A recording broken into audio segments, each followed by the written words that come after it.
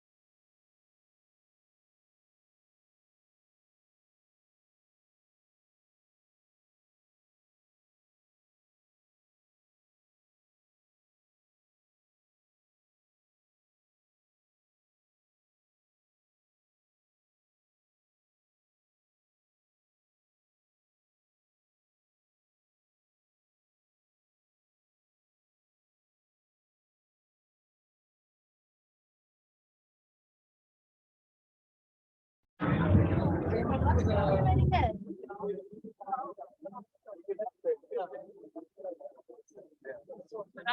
join you? Okay. Are these on? All right. Thanks everyone for your patience, to those of you who are joining online. A little louder. Okay. Welcome everyone to the Research to Rollout Literacy Networking Zone.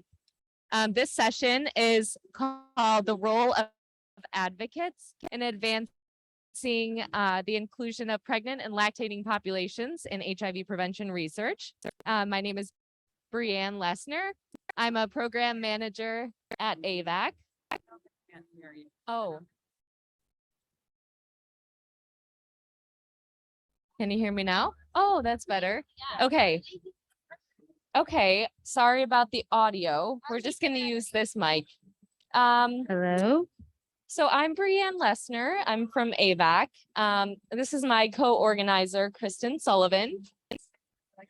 Sure. Hi, it's so great to be here today. My name is Kristen Sullivan, and I'm a research scientist at the University of North Carolina at Chapel Hill in the US.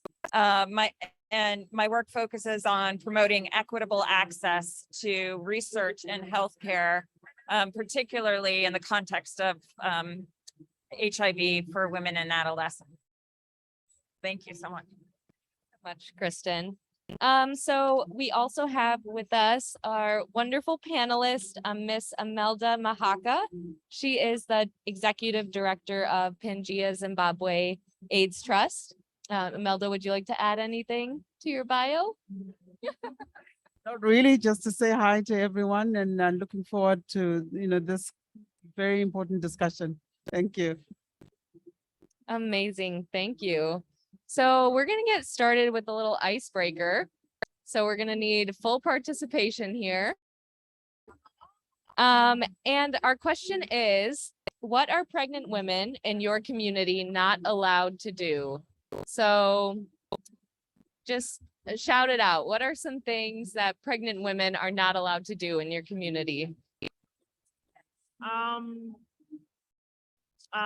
In my community, if you're pregnant, you're not expected to have sex with anyone else, or else the baby will be deformed. So it's a scare. You should only have sex with the father of the baby.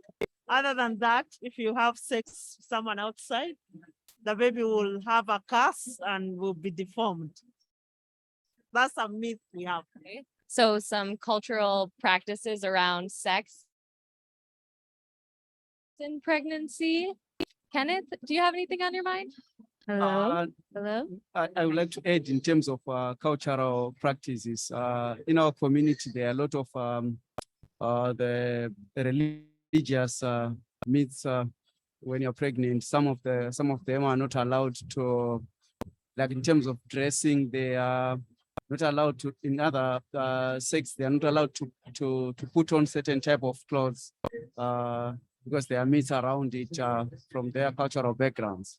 Okay, great. So some practices around dress. We have great. So from Jean, no smoking, no drinking. Don't change the cat litter if you are pregnant. Wow, I might need to hear more about that. Don't lift anything heavy. There are certain, teas that you might not be able to drink, or supplements you might not be able to take. Can't go in hot water. You can't go into a hot tub or into hot water. Oh, Like really hot water. great. Well, thanks for participating, everyone. So we just wanted to start out with that exercise just to, oh, and welcome. No, thank you so much for joining. So some of these practices that you mentioned are based out of really valid safety concerns, like not smoking and not drinking. And that's, that's where the impetus for excluding pregnant and lactating populations in research kind of came from. But as science and knowledge has advanced, we really need to evolve our thinking, and we really need to, shift away from this protectionist view of research to one that really allows pregnant women and people to make decisions that are based on informed, make informed decisions for their own bodies.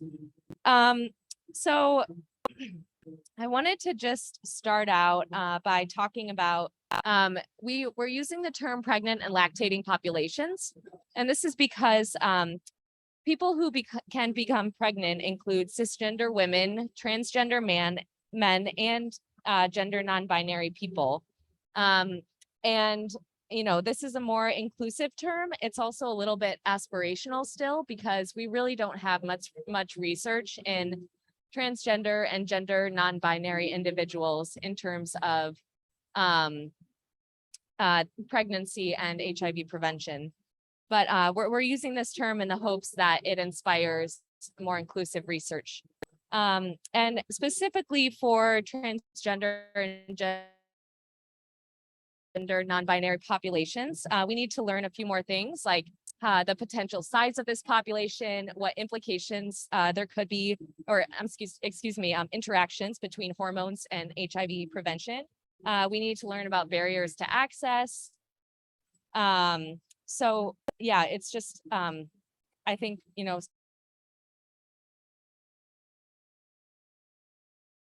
advocates and who are engaging in our work.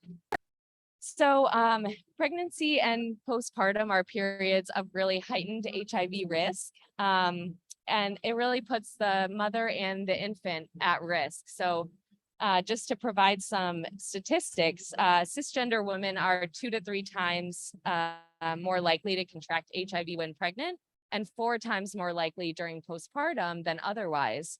So it's a period of heightened risk, and they also have a greater chance of passing HIV onto the infant if they are acquiring HIV during pregnancy or while breastfeeding. Unfortunately, the HIV prevention options right now are really limited for pregnant and lactating populations. And as we mentioned, they're often left out of research. So I was going to just talk a little bit about the pipeline. I think I should still go into that. Okay.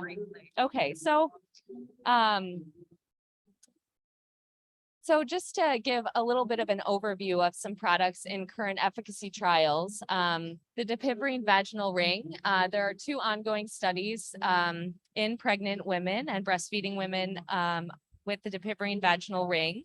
Delivers looking at the dapivirine vaginal ring in pregnant women, and Be Protected is looking at the ring in breastfeeding women. And actually at AIDS 2022, Be Protected released some data that showed that there were no signals of negative outcomes for breastfeeding women and their infants who were using the dapivirine vaginal ring.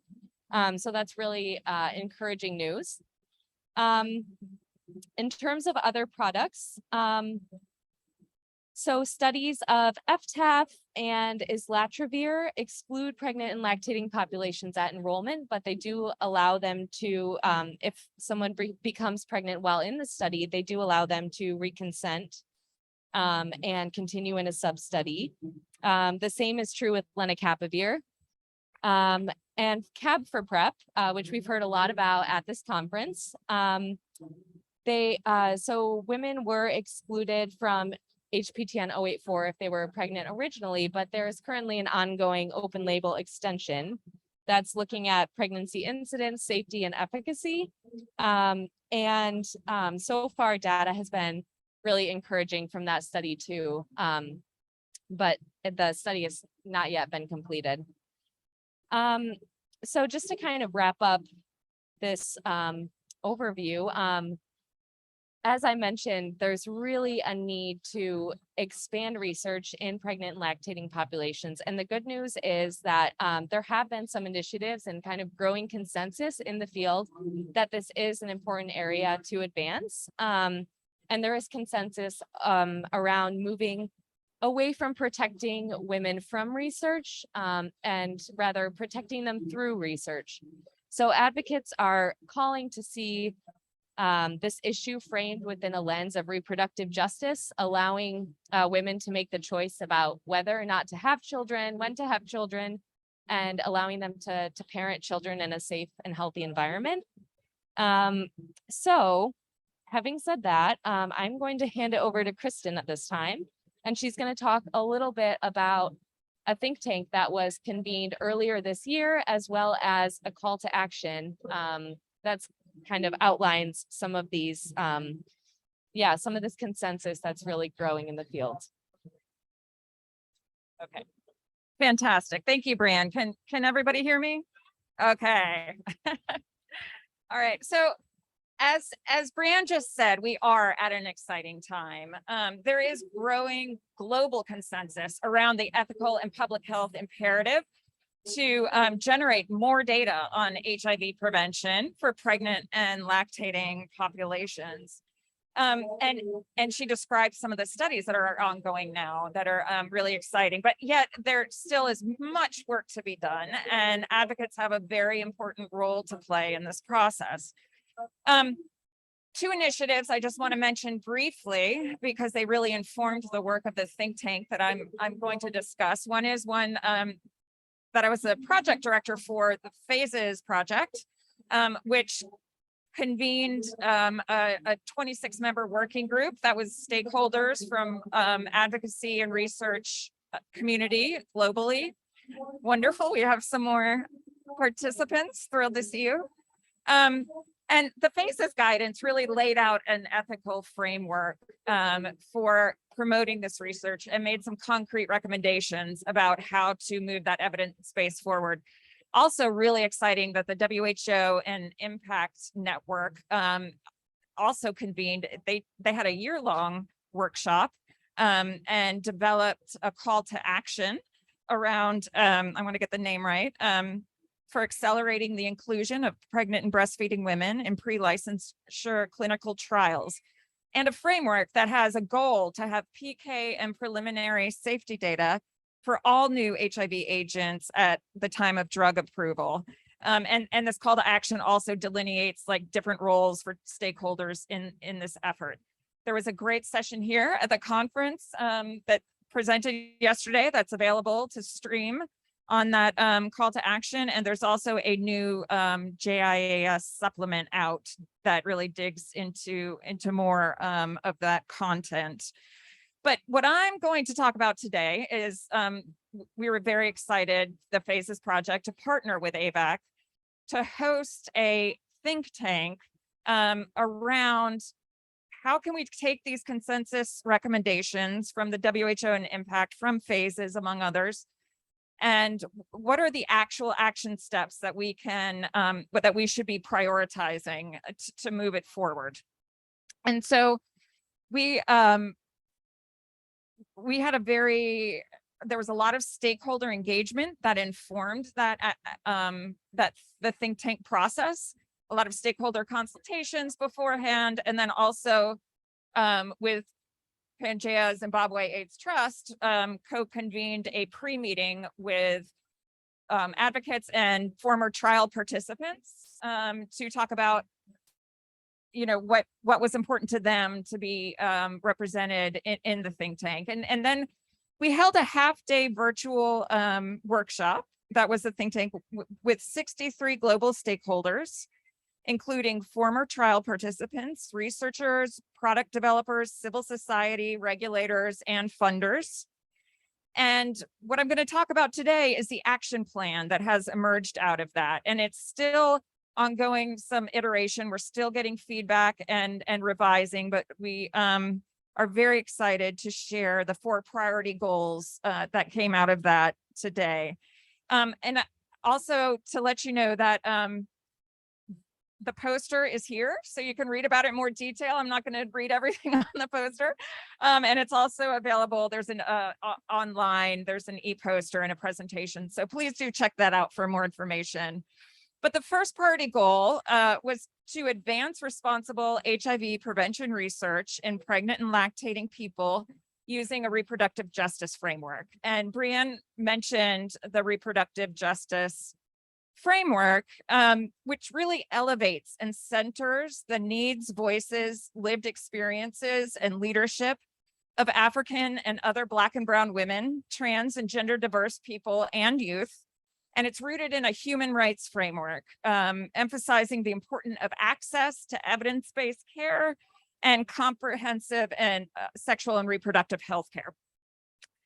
So that's the main goal. And then we broke out different objectives and action steps that I'll just touch on briefly here. But the first of these, which I hope we have I know we'll have a great discussion about in a moment, is to center pregnant and lactating people in all efforts to set and advance an HIV prevention research agenda responsive to their needs. So in order to achieve this, we have called upon organizations responsible for setting HIV prevention research priorities, including the WHO, funders, product developers, and HIV prevention research organizations to really meaningfully engage and center pregnant and lactating people in setting HIV prevention research priorities and elevating the importance of evidence on maternal and fetal safety, dosing, access, feasibility, and acceptability.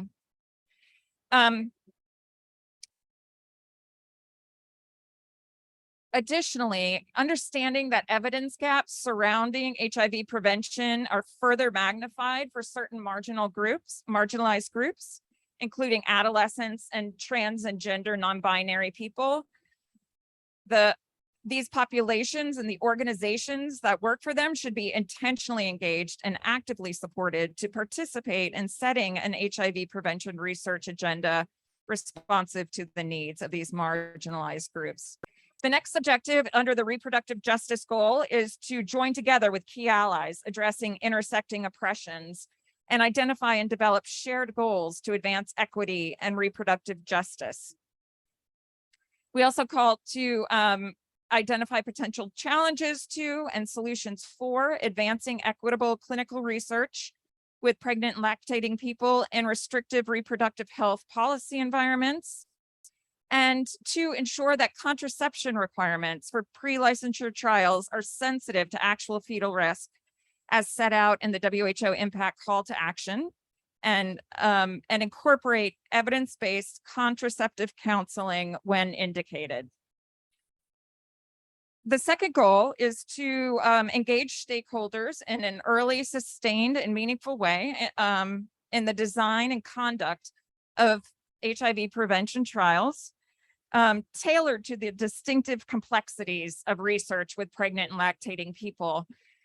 So as everyone here knows, early, sustained, and meaningful stakeholder engagement is critical to success and to help shape ethical research responsive to community needs.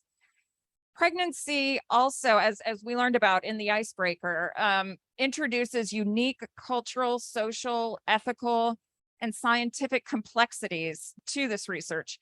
And so we need approaches that are attending to these complexities. As part of this goal, to this end, AVAC is going to lead the collaborative development of good participatory practices tailored to the biomedical prevention trials with pregnant and lactating people. So we're really excited about that. And we expect that these GPP best practices will include an emphasis on developing research literacy specific to these studies that include PLP, not just among PLP, but also their influencers. So also within their communities, their extended family members, and other influential stakeholders, because we realize these decisions around pregnancy and pregnant women are certainly not made alone. They're made in a context of family and community that's so important to bring along.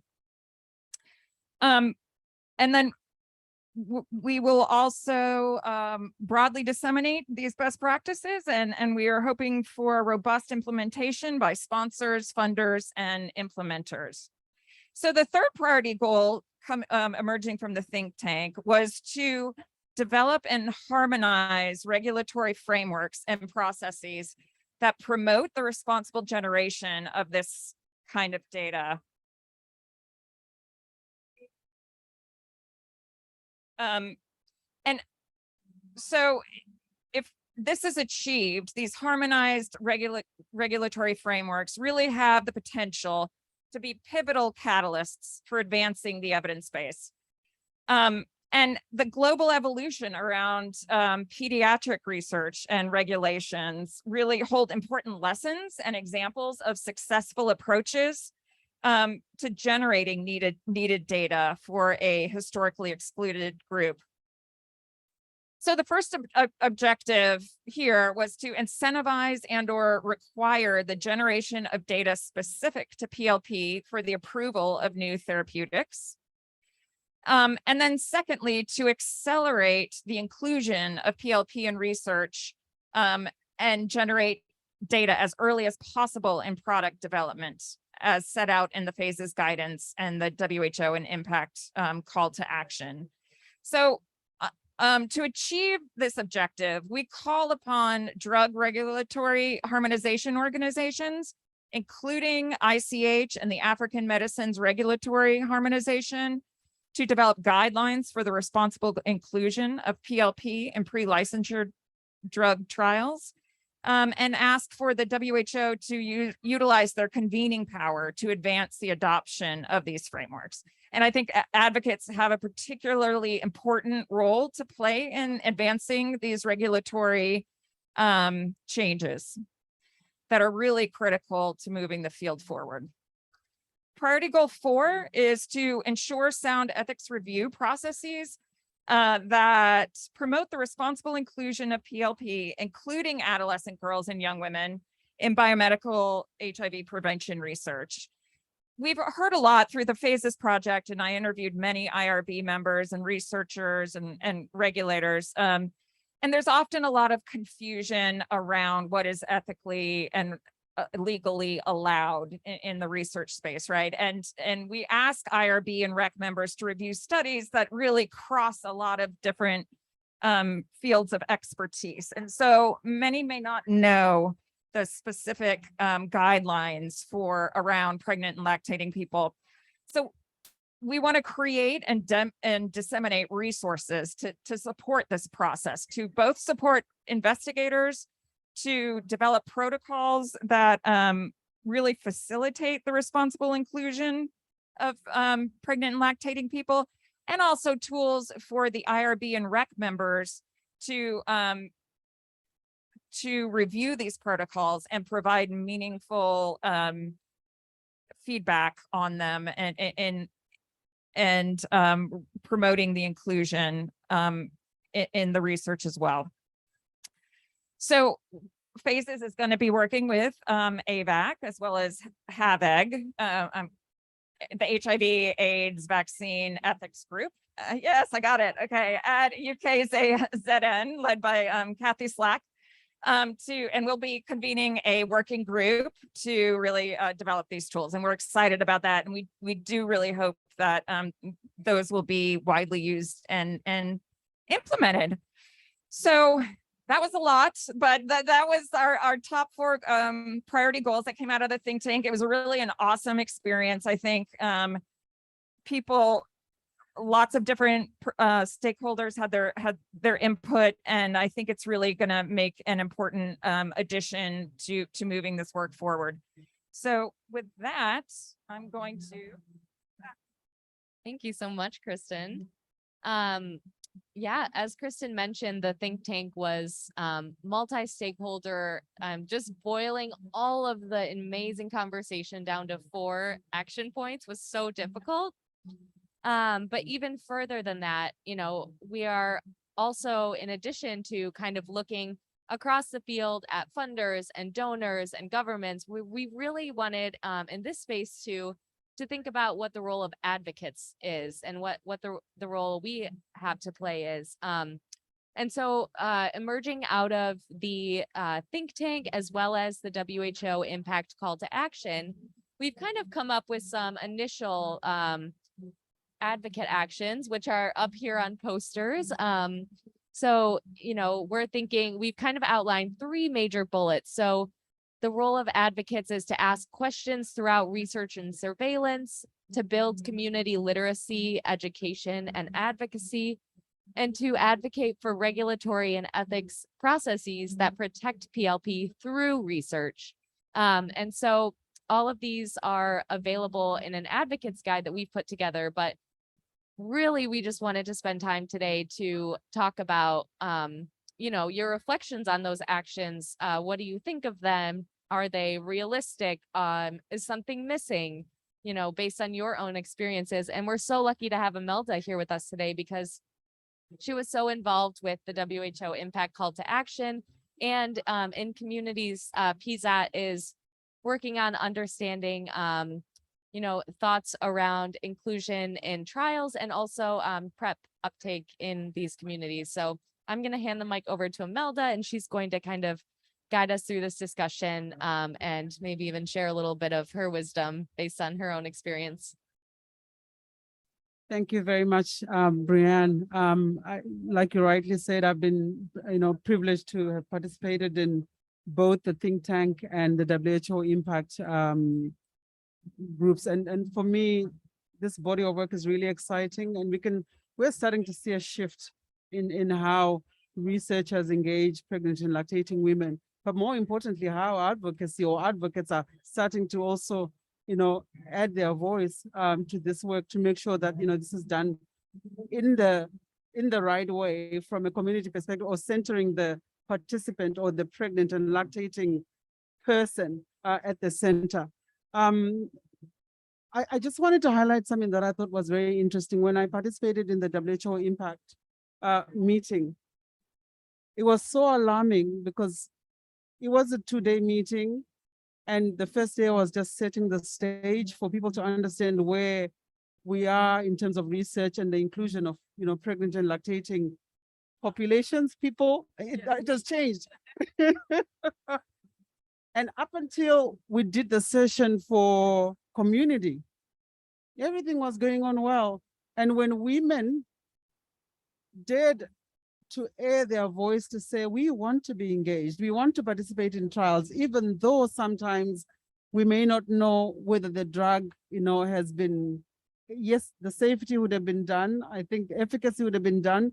They still said they wanted to participate. We had one very well-known researcher get up and get upset that women were saying that. And he thought that women didn't know what they were talking about. They were silly to even want to join these trials because, their neural tube defects. I mean, he went on and on and on. And it really opened my eyes to the fact that we've got work to do. If we have researchers who are well-respected, still thinking that, no, pregnant and lactating women should not be involved in research, in certain clinical trials, there is work that needs to be done. And so part of what I think, I love these, by the way, and I had the opportunity to again speak to some formal trial participants, and I think you guys saw that as well. And it is important, to understand where these women are at. The decision-making process of engaging or at least enrolling into a trial, it's not always that easy. And so having to hear people talk about informed consent that they really didn't understand much, but they got to a place where they got to understand because the researchers put in the time and the effort to make them understand. I think all those things are key aspects, that we need to focus in on. And I think as advocates, we have a role to play to ensure that, as women join or enter these trials, they have an understanding, of the science, why they're joining these trials, but more importantly, I'm losing my train of thought.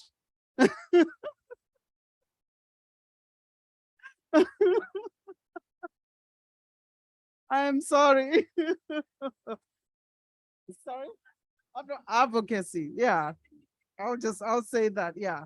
So I think what we really want to discuss today is, what do you think is the role of advocates? And I believe we're sitting with advocates here. What do you think? I mean, looking at these these points here. Where do you think you fit in? What do you think needs to be done? What more is still outstanding in case it hasn't been highlighted up there?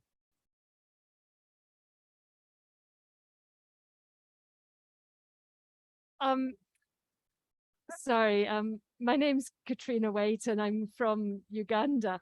I feel like I'm a half a researcher and I'm a half of an advocate because I'm a mother of 5 and I took a lot of medication when I was breastfeeding and I kept being told, you can't take this, you can't take that, and there was never any evidence. And I've also had some very sick children, and I know what it's like to be that woman that you're just desperate for answers and everything has risk. So I feel that, but at the same time, I do studies on lactation and pharmacology.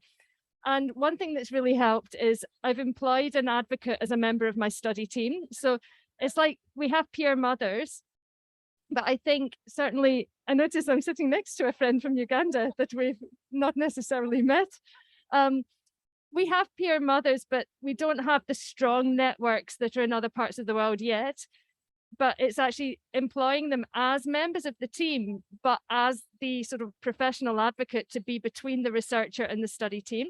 Because what I found is there's a lot of things women won't tell me, and they won't even tell the research nurse, but they will tell Jackie because she's much, much closer to where they're at. So it's not what I can do as an advocate, but I think as a group of researchers, we need to actually elevate the role of the advocate so that it's actually, oh, you know what I'm saying, an important part of the team day to day. So that has been helpful, but it brings up a lot of these because I might not know what the questions are. I can think I know what they are, but actually the question my patients are having is something different, but they won't tell us. Thank you. Thank you very much. Very interesting perspective that you've just brought in.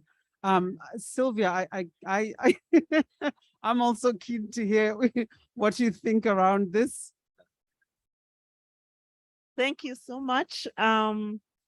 What I think as advocates, my name is Sylvia Nakasi. I'm from Uganda. I'm from an organization that coordinates NGOs that work on HIV and AIDS, and that is UNASO. So we are very passionate about HIV prevention advocacy. We coordinate a coalition of civil society organizations that follow the research, especially HIV prevention research, but also we engage with the research sites and community advisory boards. But I think as advocates, what we need to do this better, in my view, we need materials to talk to. So even when I, Sylvia, I have a better understanding than my colleagues in some areas. Where I'm not, they can ably speak because we are diverse and we have limited resources to reach everywhere. But you find that we can only be able to reach a few civil society advocates, and yet the need is massive. So when you look at the research that is going on in our countries, you find most of the community advisory boards are not that equipped with advocacy, and yet the researchers reach out to them. So they go in there, they're listening to all this jargon, they don't know how to do it. The advocates, we are out there, we are not understanding what is happening between the community, and so we try to penetrate, and there's a lot of bureaucracy. Don't go to the community advisory board unless you come through the system, the institution. So there's that blockage. And I think as advocates, we need to break that barrier. How can we reach the community advisory boards that we work, that are in our communities without necessarily going through the research institution? Because they need to be with us. They need to understand what we know. They need to know all this so that they can engage better. But also you find that many of them, they don't have funding. The protocols, the proposals come in, but there's no dedicated funding to support what they do in the communities. I sit on one of the community advisory boards in one of the institutions, I'll not mention. But what happens is we develop work plans for our constituencies, but there's no funding. So you're like, okay, I have all this dream to engage national NGOs on the research at this site, but I don't have any resources. The beauty, we try to use the resources in other projects to talk about the research that is on, but there's an extent to how much you can do, because there's not dedicated resources for community advisory boards to engage, but also to understand the advocacy that they need to bring on table. Many of them are business people. They only come in to listen to the jargon, and then, so the capacity to equip them with knowledge, but to empower them to question and speak for the communities is not really happening. And I think we need more resources in there. We need materials. We need to enhance this widely so that people understand the research, but also they can speak and question, because many of the times we fear the professors. When they speak, you don't question, or when you don't understand the jargon, you keep quiet. But how can the community person say, look here, wait, can you translate that to me so that I can communicate it better? I think that's what we need. Thank you. I'm just interested in this issue of funding, because I look back with regret on community work, and we often, it happens everywhere, that we expect people to share their very personal lived experiences almost for free. And that's insulting. We wouldn't invite a professor from somewhere and expect them to come and speak for free, would we? So I think it's I don't know if it could go into your guidance, but that research projects should almost ethically include a decent funding for the community engagement aspect. And the other thing we've noticed is sometimes, I don't know if your studies do this, but sometimes on the consent form, you say something about how you're going to communicate back to the participants. And we don't always do what we're going to say. We do the scientific bit line by line, but do we actually go back into the community? And if not, that's actually something we should be held to task on. So as an institution where I am, we're trying to work on these things, but we're a bit behind. I don't know if that's something that your guidance incorporates, or. You guys want to respond, or? You go for it. I'll follow up. Oh, okay. Okay. So I think what you're saying, excellent points being made. I really appreciate what you all have added to this conversation. I just want to touch on the point of of developing the community advisory boards first, because I think that's a really important point that has not really been raised that clearly to us in the past. And we understand that, you know, this issue is complex and not well understood, you know, broadly by researchers, certainly regulators, and in the community, but it hadn't really realized the barrier that was happening between the advocacy community and CABs. And I think that's so important. And I think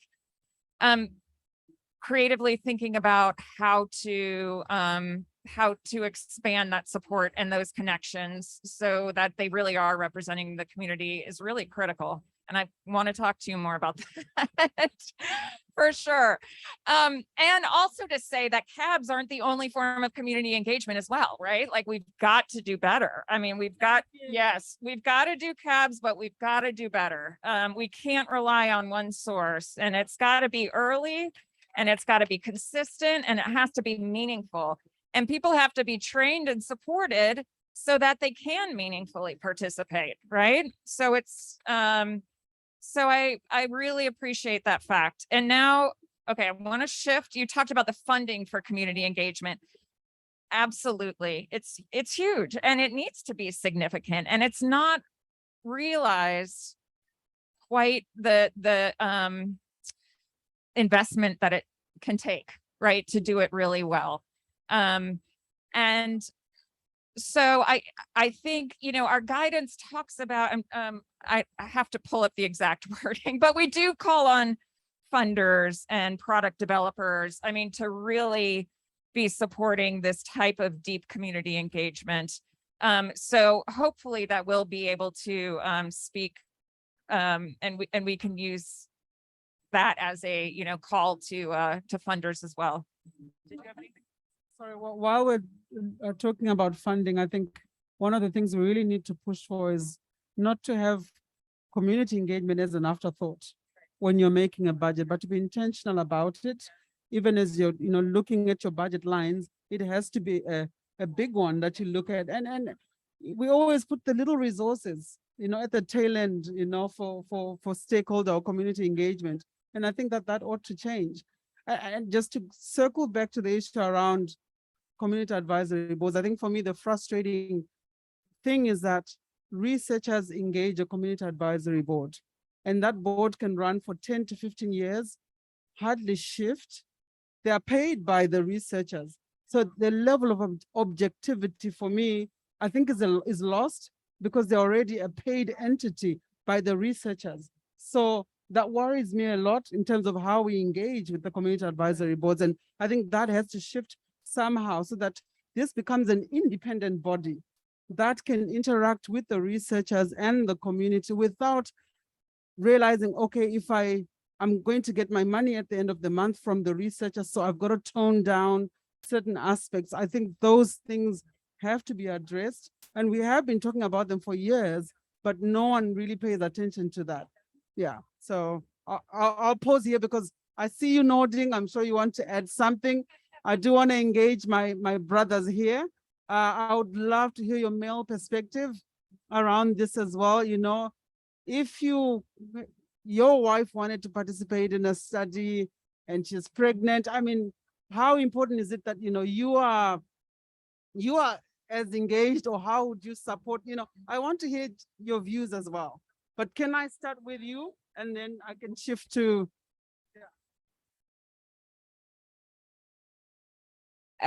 So my name's Magda Conway, and why I'm nodding my head is because I do exactly this, but with children. So I work for an organization called Penta, which is runs clinical trials and research studies, global ones, and we do youth engagement in the studies. So I'm nodding my head because I've never sat and listened to adults talking about, and it's exactly the same. I'm like, wow. And in fact, I think we might be ahead of you in some things because we with our young people, we give them bits of money to be involved, but it's not coming through the research. And we create an environment where they are actively encouraged to challenge. And we also work with the researchers so that, and we say, we are your partners, and therefore you have to listen. And if you're going to say no to something that a young person suggests within your study, you have to justify it. You know, like a good parent, you have to say no, and this is the reason why it's a no. You can't just say, we're not going to do that. I mean, I'm not going to talk for much longer because there's so much I could say. But Imelda, when you talked about risk, that's another thing, because when we're talking about children and adolescents, it's the same. People are not willing to take a risk, but shouldn't that be the person's choice? And shouldn't we, in fact, I know Kristen, so sorry, but we were just talking half an hour ago about this whole idea of risk and of saying, actually, there's risk in everything we do in life. And shouldn't we know the facts, have the knowledge, and then be able to make the decisions for ourselves? So I'm going to stop there, but it's really brilliant listening to you all. I would just like to reflect back just that we work in these silos. So I bet you are ahead of us in a lot of ways. And we're not often in the same room, are we? Because you have the pediatric conferences, or you have, and we need to break that down, but that's just a reflection. So at 5 o'clock, we've got young people in there talking about this. In that room there. Yeah. Thank you. I think I would do it on the second in terms of building literacy. So like you actually said specifically to me in terms of my wife, the first thing is to understand as to why are we doing this? Why is this being done? So the first thing is to have that if there is a literacy that have been built and we now understand why it's happening, why this is supposed to be done. I think in that way, it like the decisions can becomes easier to the husband if there is if literacy is well built. That's what I can say. And also if we can disaggregate the by age, because like during early pregnancies, the first pregnancy, there's a lot of influence from we call them in-laws, the in-laws. Yes, they have a significant influence on the first like pregnancies. There's a culture in Zimbabwe. It's called gusungira. Yeah. Can you express? I'm trying. In English, it's called. It's when, if it's your first pregnancy, when you want to deliver, you have to go to your mom's, that is the female, for 3 months after you've given birth.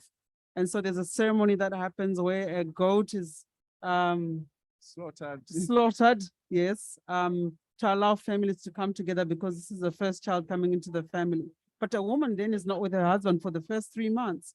Again, issues to do with risk come into play. Yeah, anyway. Yes, thanks for explaining that. So all those things, I think in terms of our literacy and so many things, if we can also include that different cultures, trying to understand from the community perspective and how we can approach that. That's what I can say. Thank you. Thank you very much. Thank you much. Do you want to add something? I want to make sure.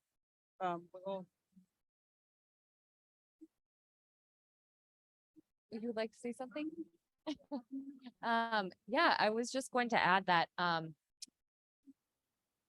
to your point, many times, these questions are out of general curiosity and concern and are very valid, but actually taking the time to answer questions, to engage people, doing so early. I just think, it's so important and can't be overstated, the importance of that. And as you were talking about risk, I was thinking about also, the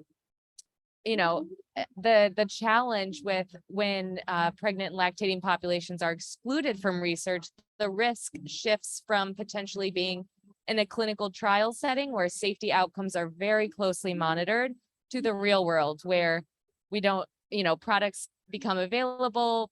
We don't know dosing, we don't have a lot of data on safety. And then women are left to make, or, people are left to make decisions that aren't really informed by a lot of data. And so it can be really difficult. But yeah, I just wanted to emphasize your point that, yeah, it's such an important aspect, and the literacy and the community engagement just go hand in hand. Would you like to say something?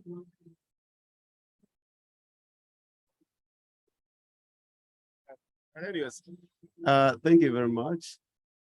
I don't know, I might have missed this anyway, but did you guys talk about the role of the media in this?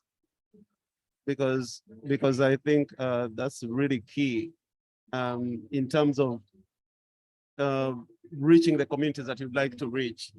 If you wanna, you can't negate the role of communication, especially by the professional communicators who are also members of the communities. They're the same people to translate the message in the language that the people that you're targeting do best understand.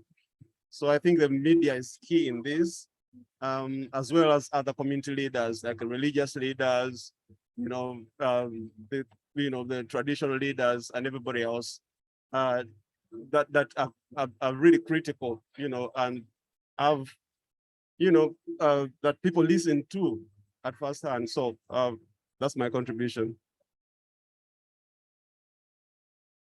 I'm so glad you mentioned that. And I actually don't think that we've really thought or talked about the media as much as we should be.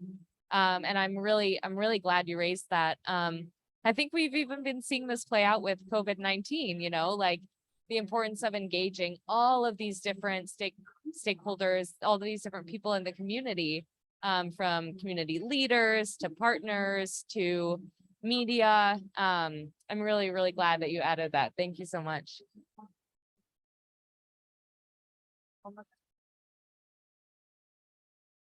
Yeah, I'm just curious, any final thoughts, any final questions from you guys?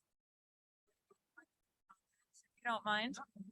So Magda had to go to the next event, but I just wanted to share that we are very excited. So for the next renewal of the Phases project is called Prepare, and we're really focusing in on adolescents who are pregnant and how can we ethically get more evidence for them, right? Because they're very much in need of it, and HIV prevention certainly. So one of the things we're working with her and Penta on is to develop a youth advisory board that has representation of all the countries we're working in, but to really spend early on 3 days, you know, training the youth around clinical research in pregnancy, around research ethics, really trying to, because we want them to be ready to be able to really reflect on from a genuine place of understanding. And, you know, and it takes significant resources, and we want to bring all the youth together at some point to be able to interact with each other from a lot in real time. But in any event, I'm hoping, and we're also going to be writing about this part of it, because I think it's really important to get it out there and talk about this process and the lessons learned. So we're excited that that's going to be a piece of developing the next set of recommendations. Thanks so much, everyone, for joining. You can also check out avac.org and search pregnant and lactating populations. We have a webpage with a whole host of resources, articles, an advocate's guide, some information from this conference. So yes, thank you so much for joining, and enjoy the rest of your conference.